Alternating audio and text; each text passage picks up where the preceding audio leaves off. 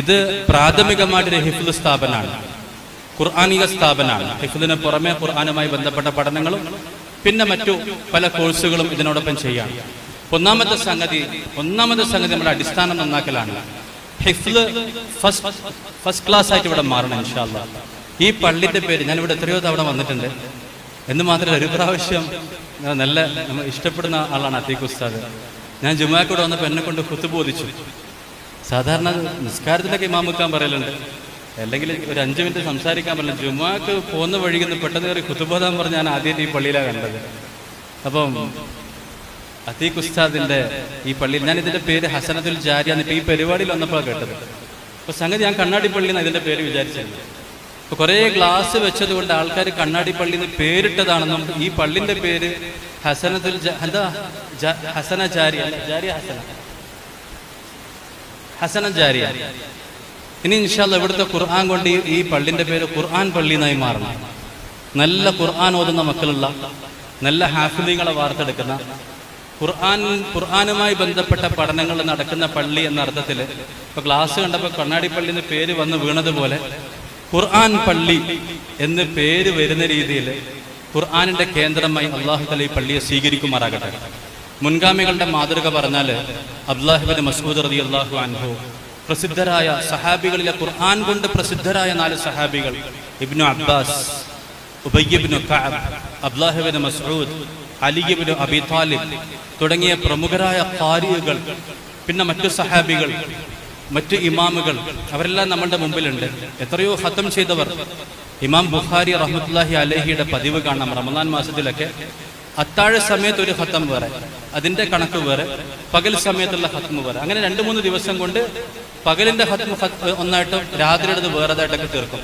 അങ്ങനെ ഇമാമുകളുടെ വലിയ സംഭവങ്ങളുണ്ട്. അതൊരു ഭാഗത്ത് നിൽക്കട്ടെ. നമ്മുടെ മുമ്പിലുള്ള ജീവിക്കുന്ന മാതൃകകളായിട്ടുള്ള ഒരുപാട് പേരുണ്ട്. ഖത്തറിൽ അറിയപ്പെടുന്നൊരു സ്റ്റേഡിയമാണ് ലുസൈൽ.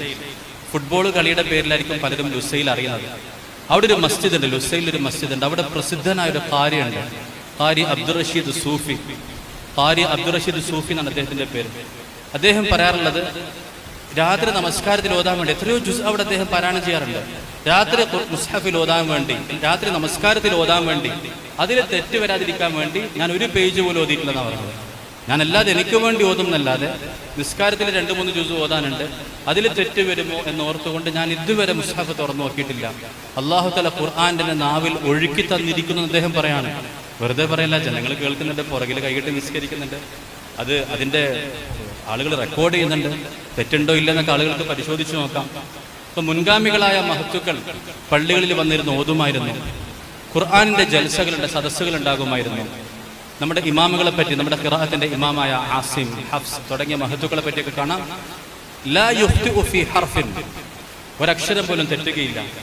രോഗിയായി എത്രയോ മാസങ്ങൾ വിശ്രമിച്ച് വന്ന് പുതുതായി ഓതിയാൽ പോലും ഒരക്ഷരവും തെറ്റാനില്ല.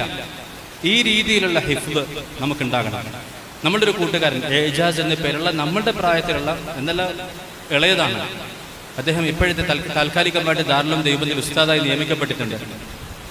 ഷെയ്ഖ് സക്കരിയ റഹ്മത്തുള്ളാഹി അലൈഹിയുടെ ഏറ്റവും പ്രിയപ്പെട്ട ശിഷ്യൻ യൂനുസ് ജോൻപൂരിയുടെ മുറിയിലാണ് അദ്ദേഹം തറാവീഹ് നിസ്കരിച്ചിരുന്നത്. 150ഓളം പ്രഗത്ഭരായ ആലിമ്യങ്ങളാണ് തറാവീഹിന് ഉണ്ടാവുക. 3 ജുസ് ആണ് ഒരു ദിവസം പാരായണം ചെയ്തത്. തറാവീഹിൽ 3 ജുസ് ഓതിയിട്ട് ആവർത്തിച്ച് ഖതം തീർക്കാൻ 150 പേരുള്ള ആലിമ്യങ്ങളുള്ള ഒരു മുറിയിൽ ഷെയ്ഖ് യൂനുസ്, ഇന്ത്യയിൽ ഏറ്റവും അറിയപ്പെടുന്ന ഹദീസ് പണ്ഡിതന്മാരിൽ അടുത്ത് വഫാത്തായി പോയ അദ്ദേഹത്തിന്റെ മുറിയിൽ ഇമാമ് നിൽക്കാൻ. പുറകിൽ ഇത്രയും, നമ്മൾ സാധാരണ തറാവീഹിന് നിൽക്കുമ്പോൾ ഒരു ജമാഅത്ത് വന്നിട്ടുണ്ട്, അല്ലെങ്കിൽ 3 ഹാഫിദുകൾ ഒന്നിച്ച് വന്നൊക്കെ പറഞ്ഞാൽ ചിലപ്പോൾ ഇമാമിക്കുന്നവർക്ക് ബേജാറാവും. പഠിച്ചാൽ ഇന്നിപ്പം ഓതി തെറ്റിപ്പോയാലോ. മുമ്പേ ഒരു സ്ഥലത്ത് ഇമാമക്കാൻ പോയപ്പോൾ അവിടുത്തെ മുത്തവലി തമാശക്ക് പറഞ്ഞു, യാസീനും കഫും തെറ്റിക്കരുതെന്നാണ്. എല്ലാവർക്കും അറിയുന്ന സൂറത്താണ്, അതൊന്നും ഒരിക്കലും തെറ്റിക്കാൻ നിൽക്കരുത്. തമാശക്ക് പറഞ്ഞതാണ്. അപ്പൊ ഞാൻ പറഞ്ഞത്, ഇൻഷാ അല്ലാഹ് ഇവിടുന്ന് ഹാഫിളാകുന്ന ഓരോരുത്തരും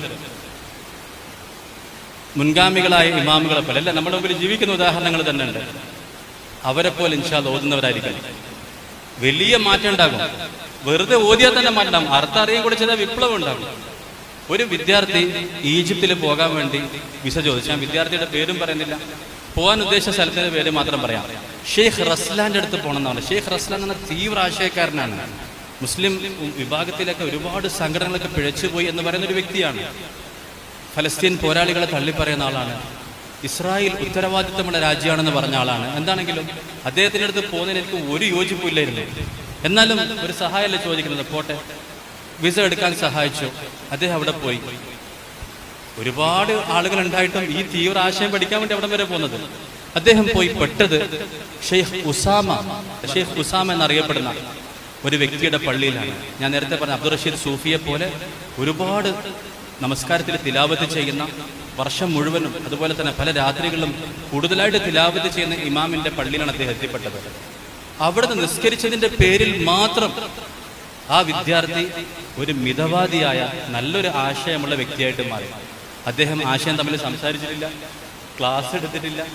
ഒരാളുടെ ഖുർആൻ പാരായണവും ഇബാദത്തും കണ്ടിട്ട് മാത്രം തീവ്ര ആശയം പഠിക്കാൻ വേണ്ടി വിസ എടുത്തു പോയ വിദ്യാർത്ഥി മിതവാദിയായ നല്ലൊരു പ്രഭാഷകനായി, അതുപോലെ തന്നെ ഈജിപ്തിലേക്ക് പോകാനും മറ്റു വിദ്യാർത്ഥികളെ സഹായിക്കുന്ന ഒരു മിതവാദ ആശയത്തോടു കൂടി തിരിച്ചു വന്നു. ഖുർആൻ പാരായണം കേട്ടുകൊണ്ട് മാത്രം ഉണ്ടായ മാറ്റം ഞാൻ പറയാം. അദ്ദേഹത്തോടുണ്ടായ മതിപ്പ് കാരണം ഈ വിദ്യാർത്ഥിക്ക് ഉണ്ടായ മാറ്റം പറയാം. അപ്പോൾ അത് എങ്ങനെ സംഭവിച്ചു അള്ളാഹുവിനറിയാം. എന്താണെങ്കിലും സംഭവിച്ച ഞാൻ സാക്ഷിയാണ്. അപ്പം പറഞ്ഞു വരുന്നത്, ഖുർആൻ പള്ളിയായിട്ട് നമ്മളുടെ ഈ പള്ളി മാറണം. കണ്ണാടി പള്ളി അല്ലെങ്കിൽ ഹസനത്തുൽ ജാരി എന്നറിയപ്പെടുന്ന ഈ മസ്ജിദ് മാറണം. ഇതിനേറ്റവും ചെറിയ ഒരൊറ്റ സ്റ്റെപ്പ്, വലിയ വിപ്ലവത്തിന് പറ്റില്ല ചെറിയൊരു ഒറ്റ സ്റ്റെപ്പ് പറയാം. ഖുർആൻ എങ്ങനെ നന്നാകുമെന്ന് വെച്ചാൽ വിദ്യാർത്ഥികൾക്ക് പല ഉത്തരം ഉണ്ടാകും. നല്ല ഹാഫിളാകാൻ ഞാൻ 3-4 ഓപ്ഷൻ തരാം. നല്ല ഹാഫിളാകാൻ എന്ത് ചെയ്യണം?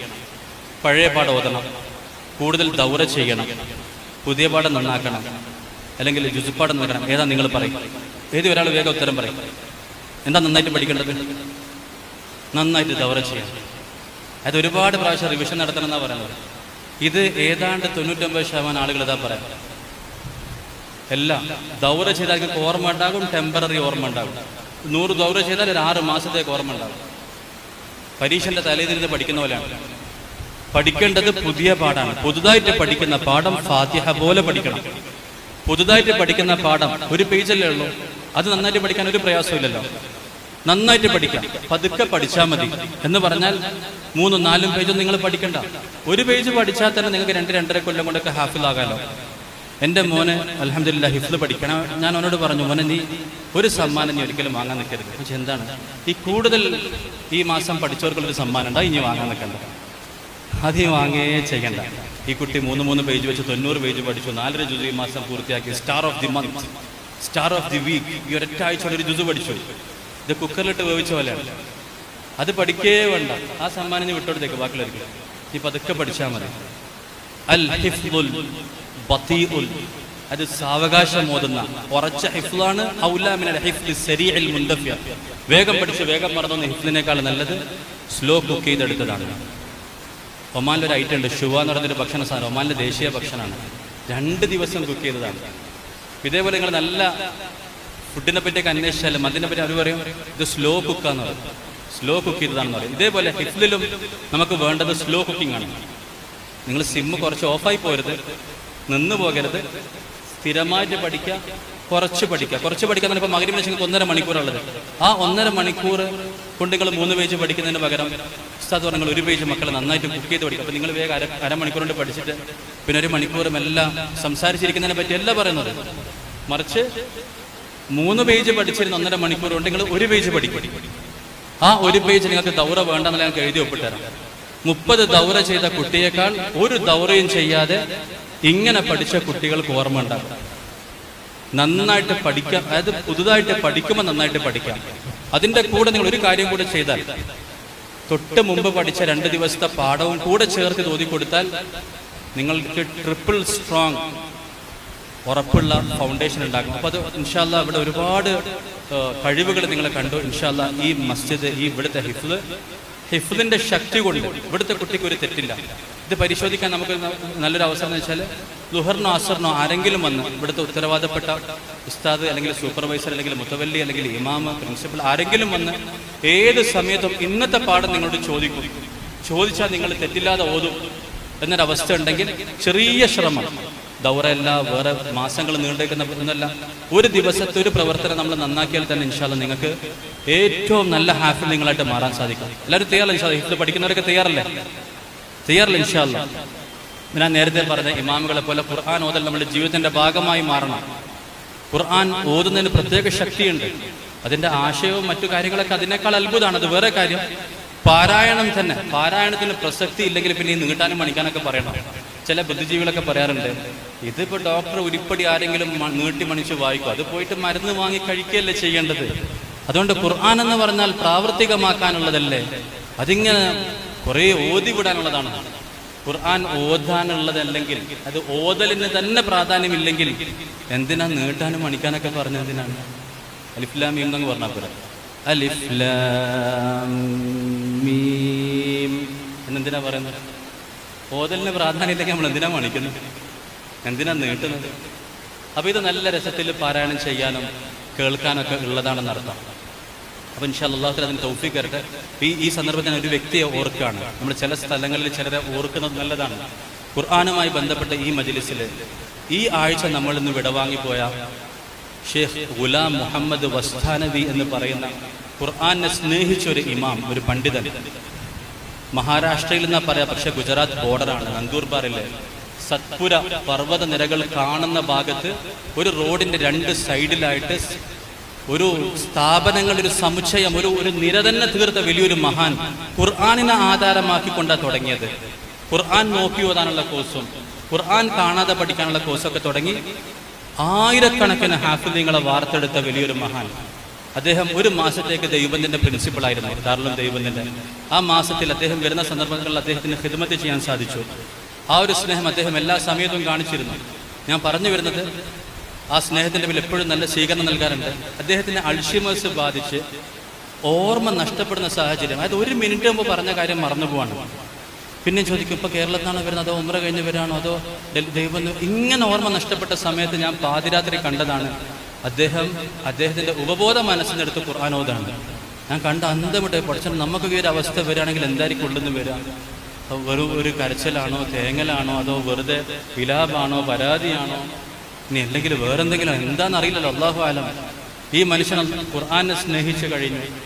ഖുർആനായിരുന്നു ഏറ്റവും പ്രധാനം. ദാറുൽ ദൈവബന്ധിൽ വന്നിട്ട് ഇപ്പം പറഞ്ഞതുപോലെ നമ്മളോടൊക്കെ പറഞ്ഞിരുന്നു, ഇവിടെ ഖുർആന്റെ ശബ്ദം കേൾക്കണം, എല്ലാവരുടെ ഓതലും നന്നായിരിക്കണം, ഈ പള്ളിയുടെ മുഖച്ഛായ ഖുർആനായി മാറണം എന്ന് അവിടുത്തെ ഏറ്റവും വലിയ പള്ളിയിൽ ജാമിഉർ റഷീദിൽ നമുക്ക് നസീഹത്ത് തന്നു പോയിട്ടുണ്ട്.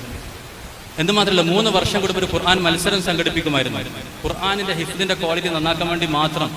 സമ്മാനത്തുകയൊക്കെ കൂടി വന്ന് ഈ അടുത്ത് ഞാൻ കേട്ടത് സ്കൂട്ടറും നല്ല ബൈക്കും കാറൊക്കെ ആയി മാറിയെന്നാണ്, അതായത് വിജയികൾ കൊടുക്കുന്ന സമ്മാനങ്ങൾ. അപ്പോൾ ഒരു പ്രാവശ്യം വന്നപ്പോൾ 2004-05 വന്നിരുന്നു. പല സ്റ്റേജായിട്ട് മത്സരം നടത്തി കേരളത്തിൽ നിന്ന് സെലക്ട് ചെയ്ത വിദ്യാർത്ഥികളെ കൊണ്ടുപോയി ഓൾ ഇന്ത്യ മത്സരം നടത്തി പലർക്കും ഉംറ, അതുപോലെ തന്നെ പല വലിയ വലിയ സമ്മാനങ്ങൾ കൊടുത്ത് ഓൾ ഇന്ത്യ തലത്തിൽ ഖിറാഅത്തിനും ഹിഫ്ദിനും നല്ല നിലവാരം വേണമെന്നുള്ള ചിന്ത ഉണ്ടാക്കിയെടുക്കുന്നതിൽ വലിയ പ്രവർത്തനം ചെയ്ത മഹാൻ. അല്ലാഹു തആല അദ്ദേഹത്തിന്റെ ഖബറിനെ വിശാലമാക്കുമാറാകട്ടെ. ഇങ്ങനെ ഒരുപാട് പേരുണ്ട് ഖുർആനികളായിട്ടുള്ളവർ. നമ്മളും ഖുർആനികളായി മാറണം. ഖുർആനുമായി ബന്ധപ്പെട്ട പരിചിന്തനം, ഖുർആനുമായി ബന്ധപ്പെട്ട ദർസുകൾ എന്ന് മാത്രമല്ല, പ്രത്യേകിച്ച് കാസർഗോഡ് പോലത്തെ ഒരു സ്ഥലത്ത്, ഇതുപോലത്തെ ഒരു പള്ളിയിൽ മുസ്ലിമുകളെല്ലാം ഒന്നിച്ചു പോകണം, ഏറ്റവും എല്ലാവർക്കും സ്വീകാര്യമാകുന്ന ആശയങ്ങൾ പറയണം എന്നൊക്കെയുള്ള സ്ഥലങ്ങളിൽ ഏറ്റവും നല്ലത് ഖുർആൻ തന്നെയാണ്. ഖുർആൻ മാത്രം മതി. ഈജിപ്തിലെ മുതവല്ലി ഷഅറാവി എന്ന് പറയുന്ന ഒരു മഹാപണ്ഡിതനുണ്ട്. അദ്ദേഹം ഖുർആനായിരുന്നു അദ്ദേഹത്തിന്റെ പ്രഭാഷണങ്ങൾ മുഴുവൻ. നിങ്ങൾക്ക് സെർച്ച് ചെയ്ത് നോക്കാം. അദ്ദേഹത്തിന്റെ പുസ്തകങ്ങൾ പ്രസിദ്ധീകരിച്ചു പോയതിന്റെ എണ്ണം കണ്ടു നോക്കാം. നിങ്ങൾക്ക് വേണമെങ്കിൽ പറ്റുമെങ്കിൽ കൈറോയിൽ പോയിട്ട് ആ പുസ്തകങ്ങളുടെ പ്രചാരം നോക്കാം. ബസ്സിലിരുന്ന് ആണും പെണ്ണും പലപ്പോഴും അദ്ദേഹത്തിന്റെ പ്രസംഗങ്ങൾ കേൾക്കുന്നതും അദ്ദേഹത്തിന്റെ പുസ്തകം വായിക്കുന്നതും ഈജിപ്തിൽ കാണാൻ സാധിക്കും. ഈജിപ്തുകാർക്ക് 2 സംഗതിയാണ്. രാവിലെ ഖുർആൻ, വൈകുന്നേരം അവരുടെ സലാഹ് കളിക്കുന്ന കളിയുണ്ടെങ്കിൽ ഫുട്ബോൾ. ഒന്നുകിൽ ഖുർആൻ അല്ലെങ്കിൽ സലാഹിന്റെ കളി. ഇതാണ് അവിടെ സാധാരണ കോഫി ഷോപ്പിലും മറ്റു സ്ഥലങ്ങളൊക്കെ കാണാം. അപ്പൊ ഈ ഖുർആൻ ഈജിപ്തുകാരുടെ കൂടെ ഉള്ളതാണ്. ഖുർആൻ ഖിറാഅത്ത് കേൾക്കാന്നുള്ള വലിയ വലിയ ഖാരികൾ, ഈജിപ്തിൽ നിന്നുള്ള ഒരുപാട് ഖാരികളുണ്ട്. ഖുർആനുമായി ബന്ധപ്പെട്ട ഒരുപാട് പഠനങ്ങളുണ്ട്. അതിൽ ഖുർആനിന്റെ ആശയങ്ങൾ ഏറ്റവും താഴെത്തട്ടിലേക്ക്, മുഴുവൻ ആളുകളിലേക്ക്, കോഫി ഷോപ്പുകളിലേക്ക്, ചായക്കടകളിലേക്ക്, വാഹനങ്ങളിലേക്ക്, വീടുകളിലേക്ക്, അടുക്കളയിലേക്ക്, സ്ത്രീകളിലേക്ക്, പുരുഷന്മാരിലേക്ക് എത്തിക്കുന്നതിൽ വലിയ പങ്ക് വഹിച്ച മഹാനാണ് മുതവല്ലി ഷഅറാവി. എത്രയോ ആളുകൾ അദ്ദേഹത്തിന്റെ ഖുർആനിൽ നിന്നാണ് ആശയങ്ങൾ പറയുന്നത്, ഖുർആനിൽ നിന്നാണ് ദീൻ പറയുന്നത്. അപ്പൊ ആ രീതിയിൽ ഇൻഷാ അല്ലാഹ് ഖുർആനുമായി ബന്ധപ്പെടാൻ നമുക്ക് സാധിക്കണം. മഹാനായ സഹാബി ഉമർ ഇബ്നുൽ ഖത്താബ് റളിയല്ലാഹു അൻഹു എന്തെങ്കിലും വിഷയം വന്നാൽ ഇബ്നു അബ്ബാസിനെ വിളിക്കും. നബിതങ്ങൾ ഏറ്റവും നല്ല ഖുർആൻ വ്യാഖ്യാതാവാകാൻ വേണ്ടി ദുആ ചെയ്ത ആ ഒരു മഹത്വം കൊടുത്ത തർജുമാൽ ഖുർആൻ ഇബ്നു അബ്ബാസ്, അദ്ദേഹത്തെ വിളിച്ചിട്ട് പറയും ഖുസ് യാ ഖവ്വാസ് എന്ന് പറയും. ഇബ്നു അബ്ബാസ് എന്നാണ് പേര്. ഖുസ് യാ ഖവ്വാസ്, മുങ്ങൽ വിദഗ്ധ, ഖുർആനിൽ മുങ്ങി പരിഹാരം കണ്ടുപിടിക്കൂ. അതൊരു പ്രശ്നം വന്നു കഴിഞ്ഞാൽ സാധാരണ മുങ്ങൽ വിദഗ്ധരല്ല ഉള്ളിൽ പോയിട്ട് എടുത്തുകൊണ്ട് വരുമല്ലോ. അപ്പൊ കടലിന്റെ അടിയിൽ മുത്തുണ്ട്, പവിഴങ്ങളുണ്ട്, അത്ഭുതങ്ങളുണ്ട്, അതെടുക്കാൻ പഠിക്കണ്ടേ, അതിനുള്ള സംവിധാനങ്ങൾ വേണ്ടേ.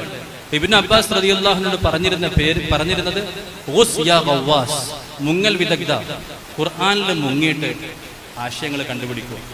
ഞാൻ നേരത്തെ പറഞ്ഞതുപോലെ ഇപ്പം അലിയാർ ഉസ്താദ് പറഞ്ഞിരുന്നു പലതരത്തിലുള്ള വഴികേടുകളെ പറ്റി. ഖുർആന്റെ ആഴം മനസ്സിലാക്കാൻ വേണ്ടി, സൂറത്തുൽ ഫാത്തിഹയുടെ ആഴം മനസ്സിലാക്കാൻ വേണ്ടി മാത്രമേ ഒരു കാര്യം പറയാം. ഖുർആൻ പറഞ്ഞു, സൂറത്തുൽ ഫാത്തിഹ ഒറ്റ ആയത്തിൽ നമുക്ക് പറഞ്ഞു, സന്മാർഗം 1 വഴികേട് 2. അൻഅംത അലൈഹിം അവസാനിപ്പിക്കുകയാണ്, ഗൈറിൽ മഗ്ദൂബി അലൈഹിം വലദ്ദാല്ലീൻ. ബാങ്കിന്റെ സമയമല്ല, നിർത്താം. ബാങ്ക് കൊടുക്കുന്നുണ്ട്.